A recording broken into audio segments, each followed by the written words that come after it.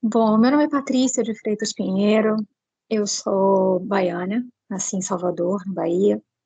Atualmente eu moro em Austin, a capital do Texas, e eu costumo me apresentar como uma psicanalista no Texas, porque aqui nós somos uma espécie de aves rara, né, os psicanalistas, digo eu. Ainda mais baianos também, né, digamos assim. Eu sou psicóloga de formação, aí psicanalista, né, por escolha, digamos, até por vocação. Acho que eu comecei a escuta para mim, na verdade, sempre foi algo que me encantou muito. Eu não sabia que era isso, eu não tinha noção que era isso, porque eu era uma pessoa, era uma garota, né, muito fechada no meu mundo, com os meus livros, embora na minha casa não houvesse tantos livros, a gente só tinha a Bíblia, porque eu venho de uma tradição religiosa cristã, batista, e na minha casa a gente fazia esse tipo de estudo, então para mim era aquilo.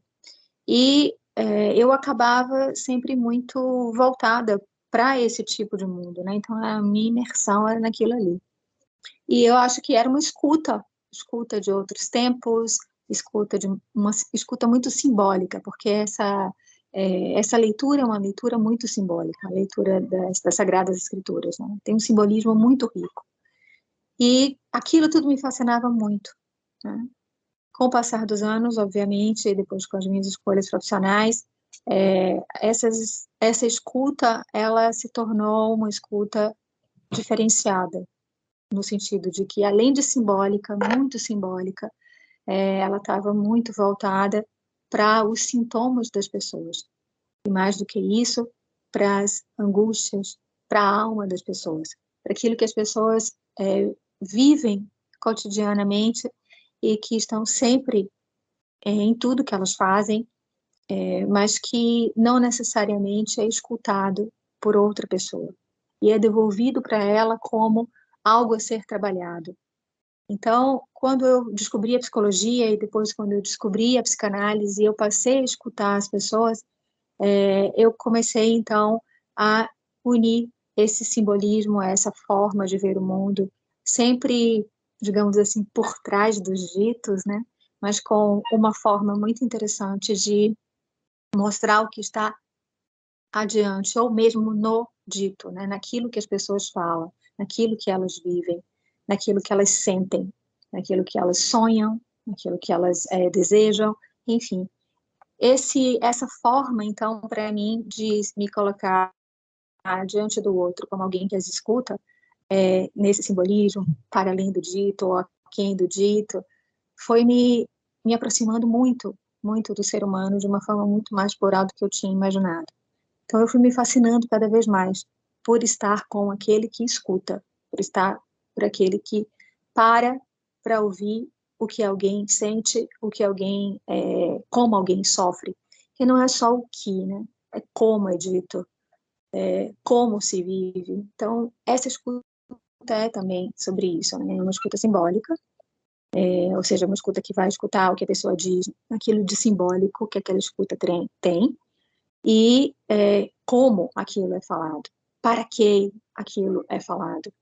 Porque o sintoma, uma vez, uma psicanalista, e depois eu vi um livro falando sobre isso, eu esqueci agora, uma psicanalista do Rio de Janeiro, e ela dizia assim, que o sintoma é o sintoma, que era o sintoma da criança, aquilo que você endereça ao outro. Então a gente sabe que o sofrimento também tem esse lugar do chamado ao outro. Então, quando você chama alguém com aquele seu sofrimento e poder estar nesse lugar de quem recebe isso, mas sempre numa postura de receber para cooperar, estar junto com alguém, numa cena psicanalítica ou numa cena, seja ela na escola, seja ela é, na, na clínica estrito sensu, né, mas seja ela em outros lugares no hospital, que seja esse lugar ou esse espaço onde alguém endereça algo e aquele que escuta se sente mesmo nesse lugar de quem recebe, né? Que pode ser o Kiron, que é o curador ferido, aquele que vai escutar e sabe que também aquela dor lhe pertence, é o seu padecimento, né? Então, é a coisa da compaixão, né? Estar sofrendo com, né? Ou consentir, sentindo com. Então, digamos assim, nessa mistura, que a gente pode dizer, entre falar e escutar, existe uma possibilidade de ir além daquilo, né? De se encontrar saídas, de sair do labirinto das dores, de desenovelar, né, a novela, o novelo daquela situação. Então, acho que a escuta, ela tem esse poder na minha vida. Escutando crianças, que é o trabalho que eu, hoje, necessariamente, não é o que eu mais faço bastante também, mas hoje eu tenho uma clínica virtual, onde eu escuto apenas adultos, mas escutando crianças com as chamadas necessidades especiais, ou em educação especial, é fascinante também, porque é uma outra forma de você escutar, né? Obviamente que tem o traço do símbolo, porque para mim eu acho que é extremamente difícil não escutar a partir disso, né? Não vendo que o que a pessoa diz tem uma cifra, né? Tem algo para ser ouvido e decifrado mesmo, né? Simbolicamente. Mas a clínica com necessidades especiais, ela me chama para uma escuta no sentido de, muitas vezes, né, trabalhando com outros profissionais, essa ideia de ou educar ou treinar a criança em alguns momentos. Para mim, que me estranha muito, né? Então, eu passei a entender até um pouco melhor como esses profissionais fazem isso, mas sem perder necessariamente essa minha forma de escutar. Então, eu fui ao longo do caminho, principalmente aqui em Austin, aqui nos Estados Unidos, fazendo esses dois caminhos se encontrarem. Então, nesse momento agora, que eu estou no departamento de educação especial e posso coordenar esse departamento, então eu acabei trazendo muito isso da escuta simbólica, ou dessa escuta da interpretação, do lugar do outro, do sintoma, do desejo, para essas crianças que normalmente são vistas como aquelas que você treina, você educa, mas não necessariamente aquelas que poderiam ter algo a mais, muitas delas, inclusive, né, são chamadas as não verbais.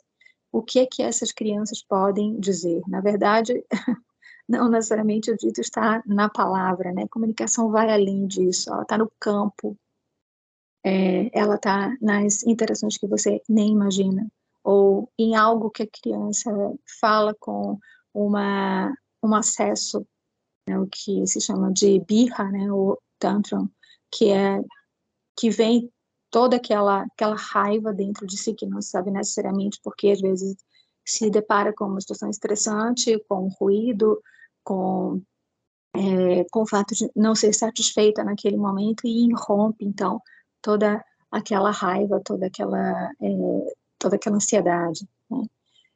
Então, é um grande desafio, mas é um desafio que é extremamente bem-vindo à minha vida, porque é uma postura de escutar o outro de uma forma simbólica, mas que se amplia e se mostra que muitas vezes esse símbolo também não está centrado somente na pessoa, naquilo que ela diz, mas amplia, reverbera para todo um campo que está ali, né, envolvendo ela, e para o corpo também. Então, eu passei a escutar mais também a partir dessa proposição do corpo, da energia, dos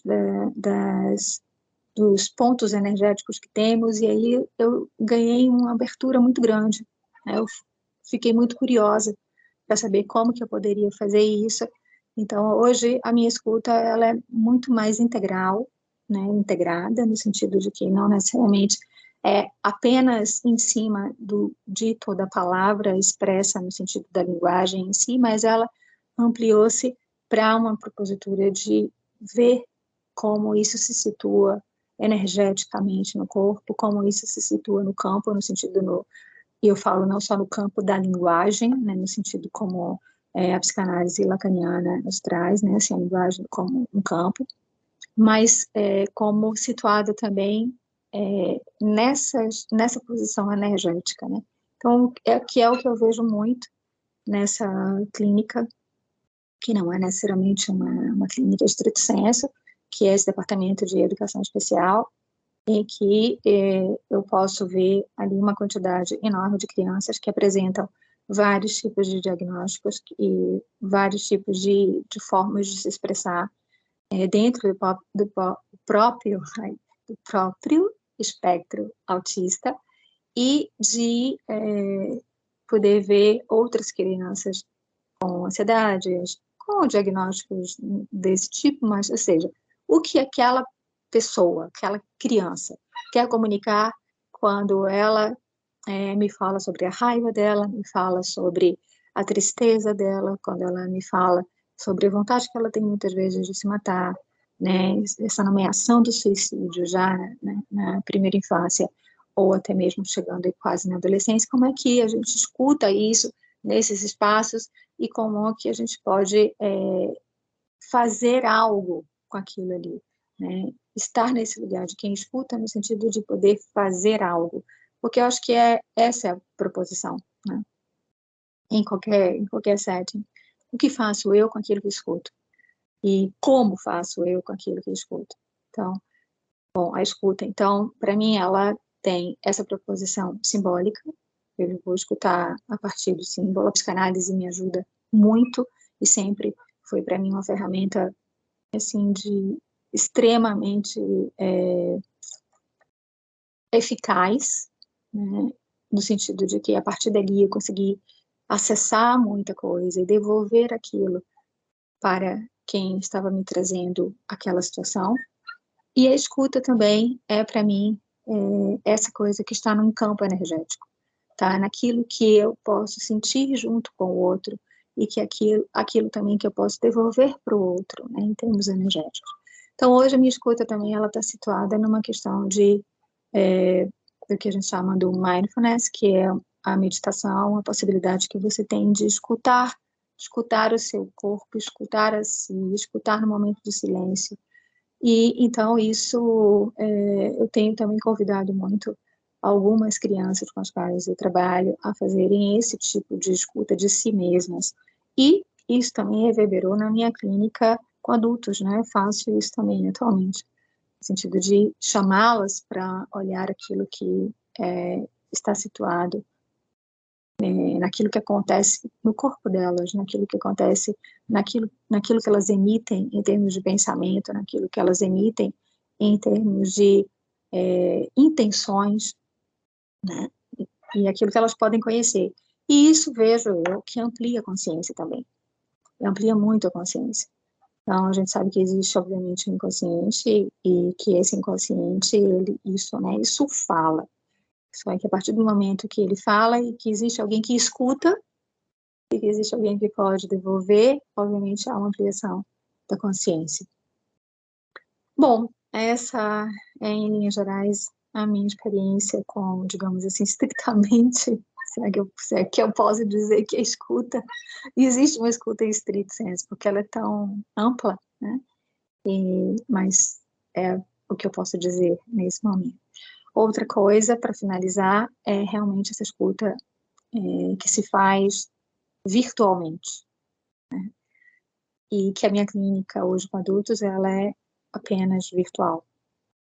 O que apareceu para mim como possibilidade com o advento da Covid, né, com a pandemia. E que era uma grande aventura, assim, até uma grande barreira para mim. Eu achava que não seria possível fazer uma escuta nesse sentido. Mas, para minha surpresa, obviamente, claro, né, assim, é possível. Eu fiquei pensando em termos de como seria fazer essa transferência, isso tudo sem esse espaço concreto, né, sem essa coisa do setting e tal. Mas a recriação do setting virtual me fez buscar muitas outras formas de ouvir as pessoas.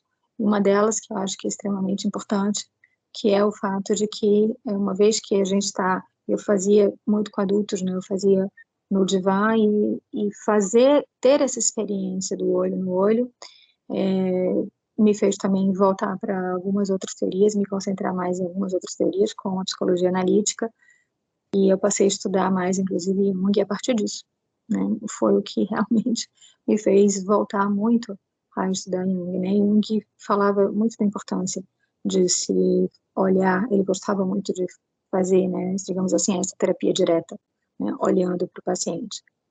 Então, às vezes parece, no começo para mim era mais difícil, eu me sentia incomodada com aquela, eu sentia que eu estava invadindo o campo do outro, que o outro estava invadindo, né, o meu campo, mas depois, com o tempo, eu fui entendendo, né, até um pouco como diz o próprio Reich, a terapia são dois animais na mesma cena. Então, eu acho que essa experiência virtual me trouxe muito isso. E, por incrível que pareça, me trouxe muito essa possibilidade, né, da energia, do contato com o corpo da outra pessoa. Por incrível que pareça, era uma coisa que não havia muito na minha clínica quando ela era uma clínica presencial. Hoje ela existe muito mais numa clínica virtual. Então, a escuta, para mim, ela se transformou muito, com essa clínica virtual, com essa postura, né, da terapia de frente e com essa possibilidade de me sentir com o outro num todo, numa espécie de que não há o meu campo ou o campo dele, mas nesse todo, né? E essa ideia me fez ver, né, realmente essa ideia do homem integral. Bom, é tudo isso. Muito obrigada, então, e aqui estamos. Obrigada, Denise, obrigada aos ouvidos por essa linda oportunidade de estar aqui falando com vocês e colocando um pouco para fora dessas ideias que eu nem sabia que eu tinha como compartilhar com alguém. Mas é isso. Grande beijo.